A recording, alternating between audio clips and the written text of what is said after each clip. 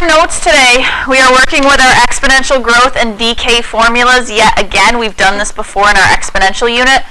But now what's going to be happening is this time you're going to be solving for some part of the exponent, whether it be your time or your constant or your rate. So we have to use your logs or your ln in order to be able to figure that out.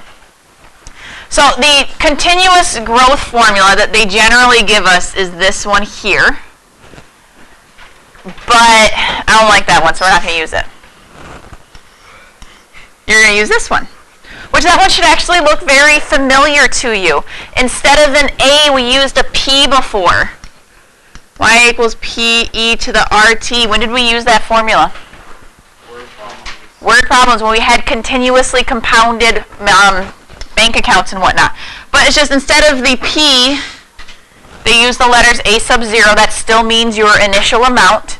And instead of the r, they're using a k, which, I mean, again, they still mean the same things. They're just using different letters, same formula, though. So let's take a look at our examples. We have medical research has shown that the risk of having an accident increases exponentially as blood alcohol concentration increases. The risk as a percent is modeled by r equals 6 times e to the 12.77x, where x is the BAC. What blood alcohol concentration yields a 17% risk of a car accident? So what would we plug 17 in for? Our r or our x? It's going to go in for our r. It tells us the risk, which is letter r, as a percent. They gave us the risk. They said the risk was 17%, so we're going to use this as our r. Do I need to move my decimal at all? No, because they told me it's as a percent, so they want it to stay as 17. They don't want you to move that decimal over. So it's going to be 17 equals 6 times e to the 12.77x.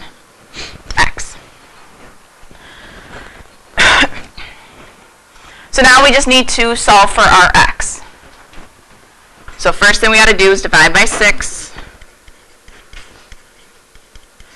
which I'm going to leave it as 17 over 6 for now to practice our exact form, our exact value. So 17 over 6 equals e to the 12.77x. So now what do we do to get that exponent not in the exponent spot anymore? Yep, but we have to do something to allow us to put it in the front.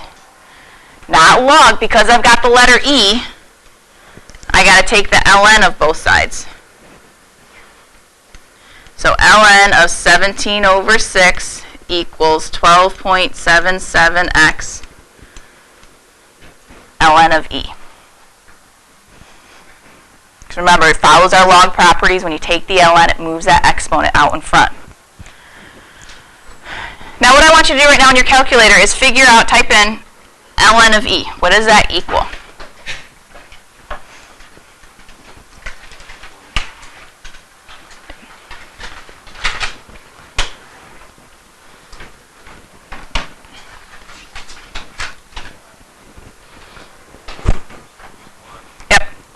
Equals a 1. Ooh, voice cracked there. ln of e equals a 1. So what ends up happening in these problems is whenever you have ln of e, you get to cross it out because really it's 12.77x times a 1, but do we have to write the times 1? No, because it just gives you the same thing. In your calculator, you would type the ln button, and then you hit second ln, and it gives you your e, but we had e to the first power, so we just put a 1 in there. And that gives us a 1. Yep. So now, how do I get x by itself? What do I have to divide by? 12.77. So again, just to refresh our memory, if we had to do it as exact value, that's what it would look like, is the ln of 17 over 6 divided by 12.77. But I want you to actually figure out the decimal, so go ahead and type that in your calculator.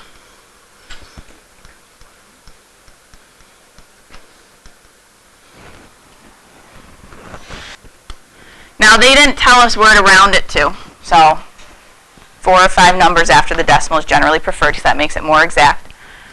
Or as I circled up there, if they wanted the exact value, would have left it as the ln of 17 over 6 divided by 12.77.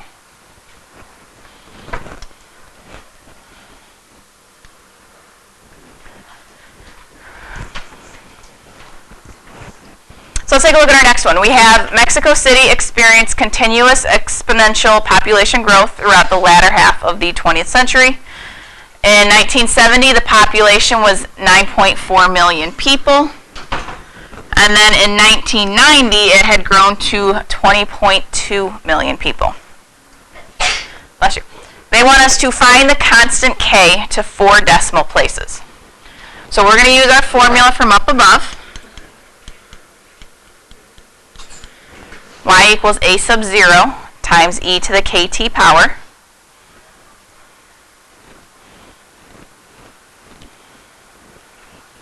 So let's figure out what of these we know. So I'm going to make a little list over here. Y, a sub 0, k, and t. We're going to see which of those variables we know information for.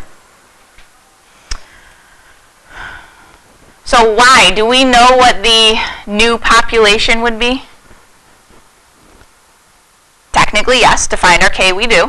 They said in 1990, the population would have been 20.2 million. At the beginning of this problem, when they looked at it in 1970, what was our initial population? So our a sub 0 would be at 9.4. This problem started at 9.4 million. K, we don't know. That's what we're looking for.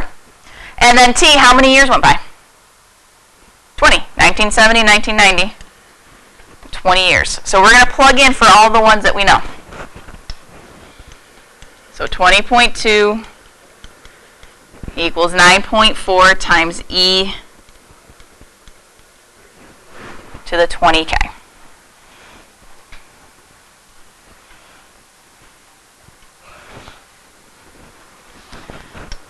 So we're trying to solve for k, so I'm going to divide by 9.4 first. So I'm going to leave that as 20.2 divided by 9.4.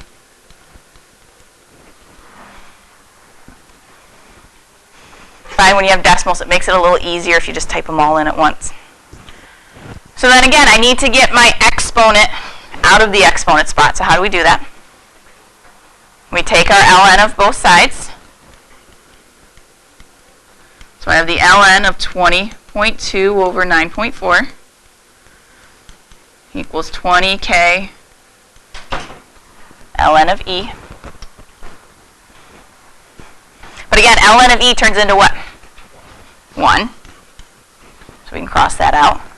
So then really all we have to divide by is what? 20. So go ahead and type that in your calculator. ln of 20.2 over 9.4.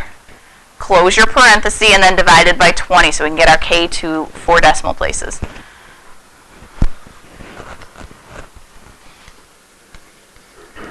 I got 0.0382. 4 decimal places.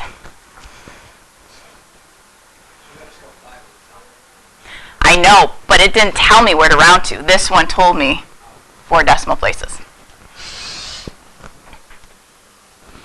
Okay, let's take a look at part B. It says write an equation for your model to predict future growth.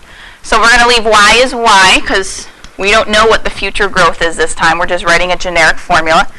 Our initial population is still 9.4 because that's when they started looking at it. And then it's going to be e to the, our k is 0.0382. And we don't know our time, so it's 0.0382 t as our exponent. And that's our equation to model future growth. That's just asking you to write us a generic equation. So the next part, by what year did the model predict the population to reach 40 million people? They want us to do it 2 ways. They want us to solve algebraically and graphically.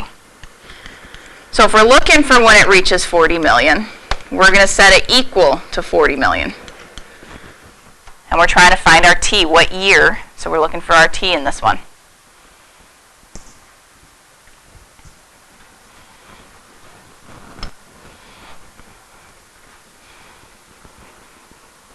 So then to start solving, we'll divide by 9.4.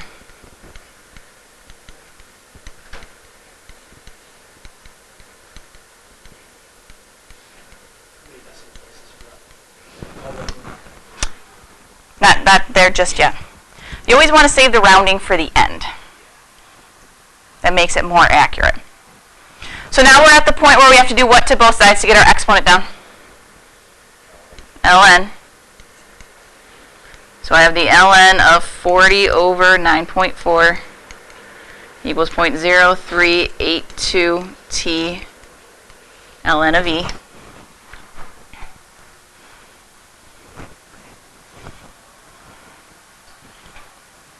But again, what does our ln of e equal? 1, so we can cross it out.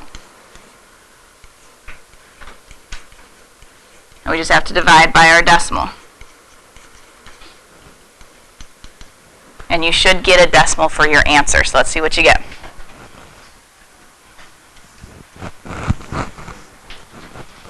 I had 37.91, so to the nearest year, what would that be? So 38 years.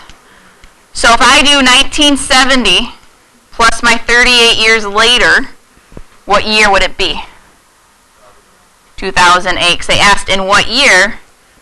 In the year 2008 is when it would reach 40 million. I don't know.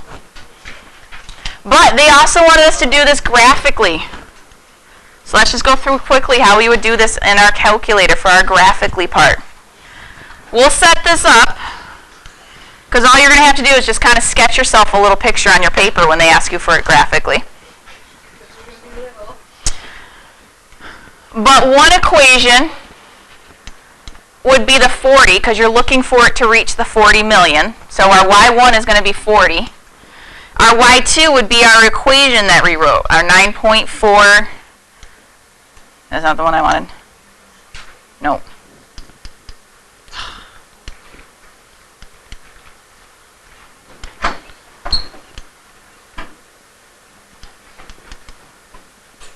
So then our e to the 0.0382 t would be our other equation. So then if we look at our graph, do we really see our answer? No. So we have to play around with our windows. Let's take a look at our window. For our x's, we're going to want our minimum to be 0, because x was your time. Can you ever have negative time? No. So we want to look at 0. We already know what the answer was. What was our answer? 38. So I'm going to go a little bit beyond it, and I'm going to set it to be 40. And then I'm going to have my scales go up by 5, because if I left this x scale as 1, then I'd have 40 little tick marks on my calculator, and that's just not easy to see. Now for our y's, again, we're going to want our minimum to be 0. We can't go into the negatives, because that means our population is negative, and you can't have negative number of people. That just doesn't happen. What would we want our max to be? We've got that one line of 40 that needs to graph, so shouldn't we go beyond 40 at least? All right, let's go to 50. And again, I'm going to go up by 5s. So now if you look at your graph, you get your picture. You should have a straight line and a curve. So now to find your answer, because right here you can kind of tell it is just beyond the 35, but to get your actual answer, you would go to second and trace, and you have all these different things that the calculator can help you find. So we want to find where the two things intersect. So we want choice 5. And then it gives you what I call the little spider guy. He's up there, he's blinking away. So then it asks you first curve. So basically this is asking you, are you on the first line that you want to be on? And we do, so we hit enter. And then your blinky guy should move to the other one. If he didn't, then you just have to move him so that he is. And then you hit enter. And then they always tell you to guess, but you don't actually have to guess. You can just hit enter again. And then it finds the intersection. If you look at your calculator, it says 37.91, which is what we did calculate it out to be. So the calculator matches our answer.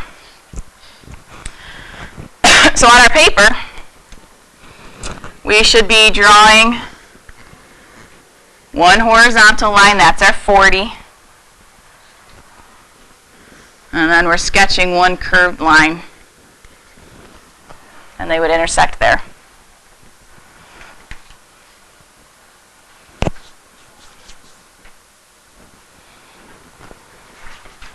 All right, let's take a look at the back. We're going to cross out this first top part.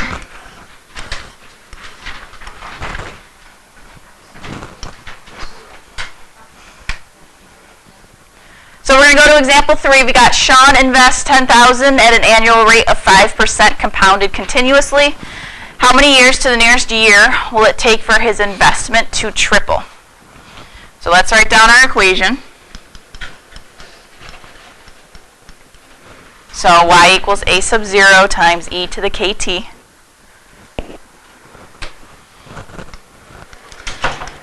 I'm going to make my little list over here to see what it is we know and what it is we're trying to find.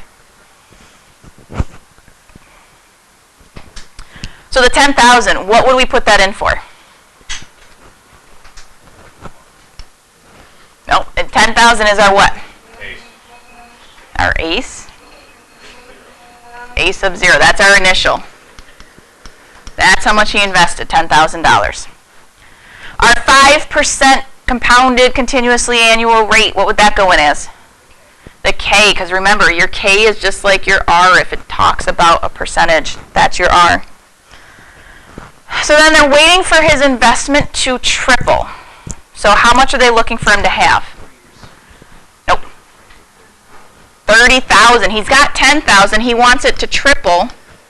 He wants to have 30,000. We are looking for our time. It asks us, in how many years to the nearest year will it take for that to happen? So now let's plug in what we know. 30,000 equals 10,000 times e to the 0.05 t.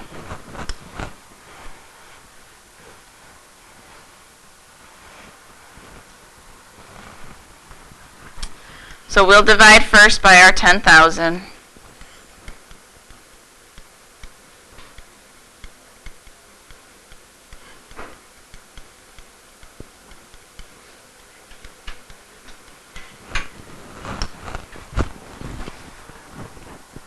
Now, since that one divided nicely, I could actually divide it out. What is 30,000 divided by 10,000? Just a 3. To get our exponent down, we have to take the ln of both sides. So I could have the ln of 3 equals 0.05 t ln of e. Makes it a little easier than keep writing the 30,000 and the 10,000. ln of e turns into a what? 1, so we cross it out. So all we have to divide by is what? 0.05. So again, this one we're rounding to the nearest year. It's always good to show the decimal first and then do your rounding in case there's a rounding error.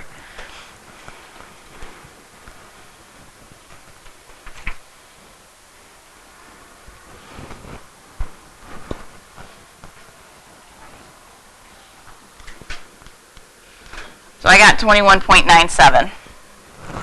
Did anybody else get that? Woo! So to the nearest year, what would it be? 22 years. That is a very long time to wait.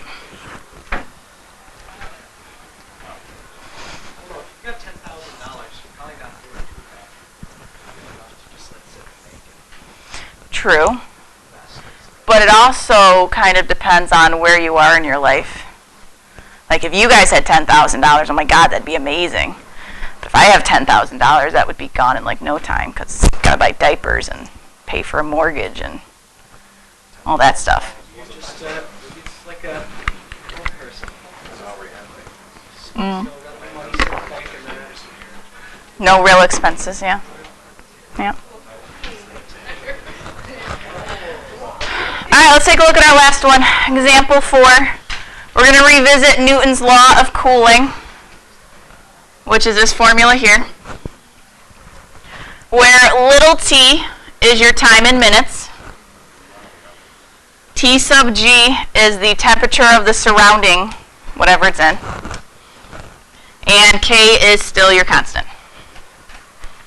So we have here that a pastry is pulled from an oven with a temperature of 165 degrees and is placed in a 35-degree refrigerator. That's our situation. So A, what is the A value for your model? So if we look back in our formula here, that's what our A value is. We're looking to see what that A value is. So they said, hint, when it first comes out of the oven, it's 165 degrees Fahrenheit.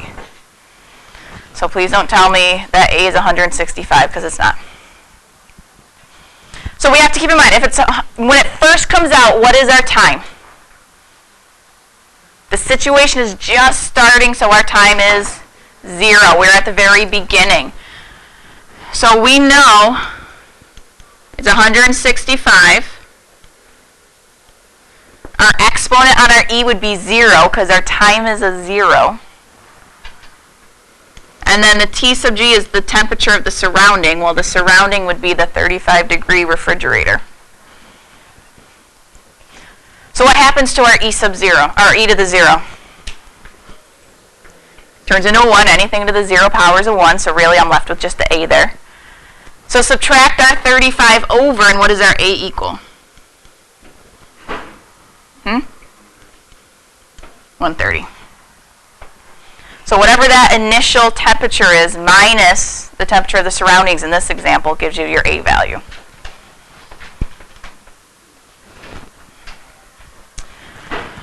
So now after 10 minutes the pastry has cooled to 150 degrees Fahrenheit.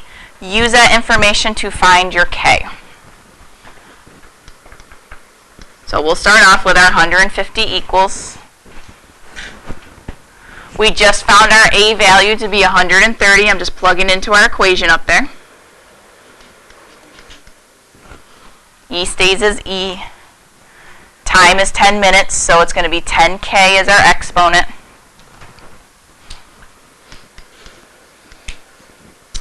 And then it's plus our 35, temperature of our surrounding. So we want to subtract our 35 first. So 150 minus our 35 would give us 115. And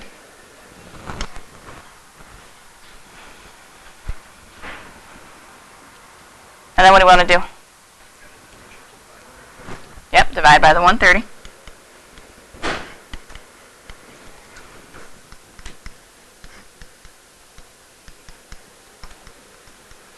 So I got 115 over 130 equals E to the 10K. Now what do we do? ln of both sides.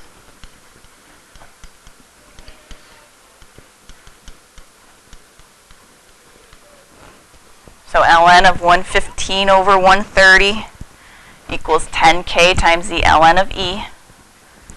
Which again, what do we do with our ln of E? Cross it out because it equals a 1. So what do we divide by? 10.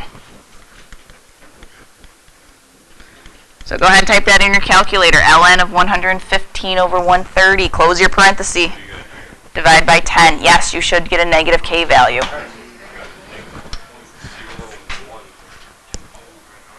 Let's go to 4 numbers after the decimal for this one.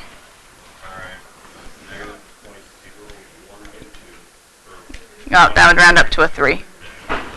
Yeah, it should be negative because the temperature of the pastry is going down. So your constant should be negative to reflect that it's going down. So part C, write your new model with a K, or with A and K and T of G filled in.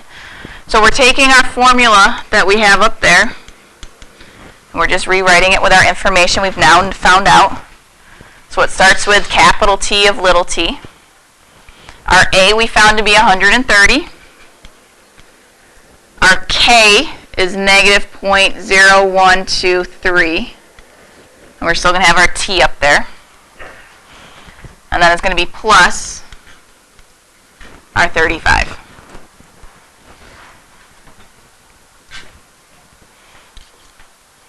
So the last part of this question, how long do you need to wait if I can't eat the pastry until it is cooled to 70 degrees? So we're going to set this equal to 70. You've got to solve for the little t. So I'm going to give you guys a couple minutes. I want you to try to solve that one on your own.